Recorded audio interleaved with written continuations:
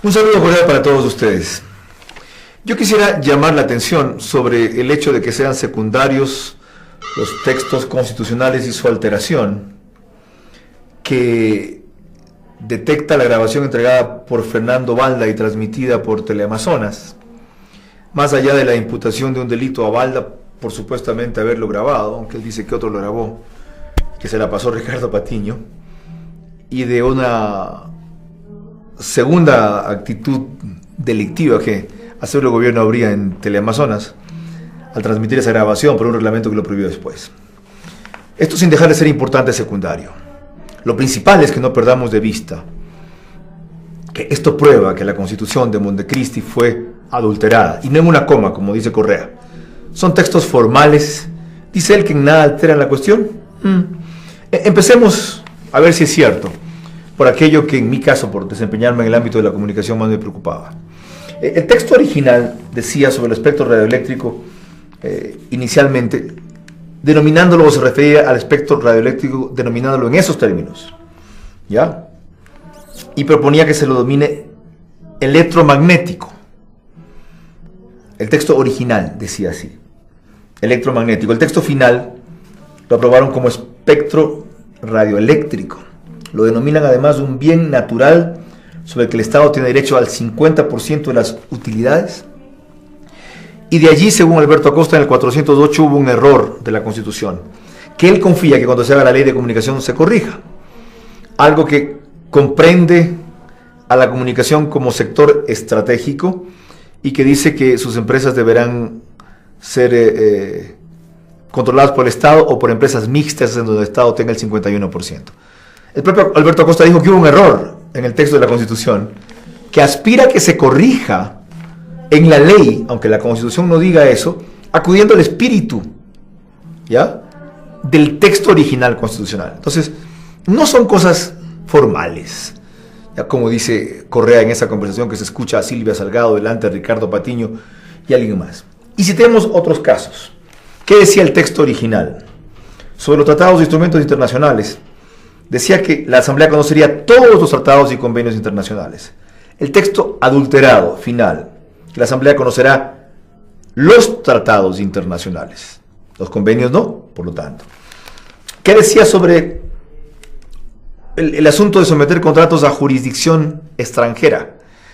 El texto original lo prohibía, decía que no se podrá someter ningún tipo de contrato a jurisdicción extranjera. El texto final, el adulterado, lo eliminó. Sobre el laicismo, el texto original lo consideraba una cualidad de la educación en el Ecuador. El texto último, adulterado, solo se señala que será una característica de la educación pública, el ser laico. Esto seguramente fue un triunfo de la Iglesia. ¿Ok? No se trata ahorita de defender qué valores se adulteraron o se cambiaron.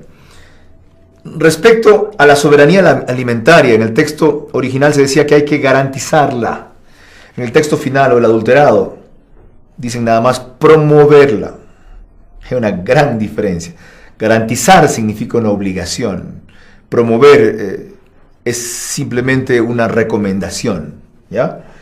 Y sobre un asunto grave, en cuanto a la Contraloría, el texto original hablaba de que era el organismo de control de las cuentas públicas. El organismo de control de las cuentas públicas.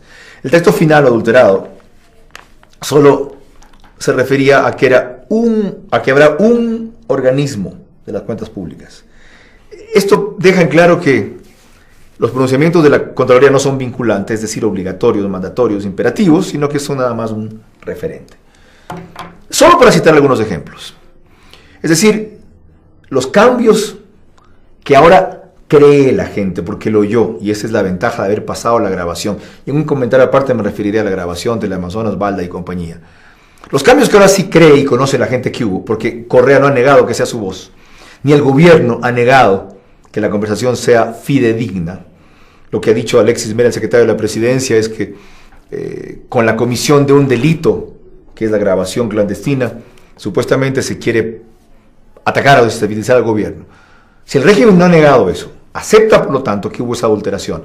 Ahora que trasciende, que son de fondo y no de forma, y en cosas sumamente graves, Resulta que tenemos un gobierno y un presidente elegidos bajo una constitución adulterada, lo cual es, por lo menos, ilegítimo, sino inconstitucional o ilegal, puesto que los capítulos referentes a esa elección o a su votación no eran parte de lo adulterado. Y ese es el argumento de Jorge Vivanco respecto al régimen que vivimos. Y ese es el argumento del cual alguien se puede valer cuando jurídicamente quiera pelear de verdad, en el Ecuador o en el exterior, respecto a la legitimidad de este gobierno. Y eso es lo que teme Correa.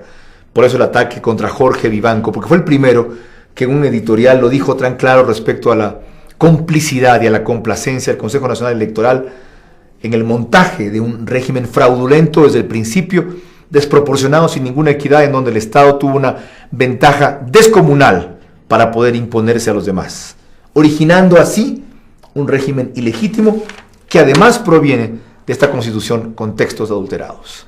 Ahora se conoce o se prueba algo que antes se supo, que se publicó, que se dijo pero que no se oyó. De todo esto, allí está lo fundamental.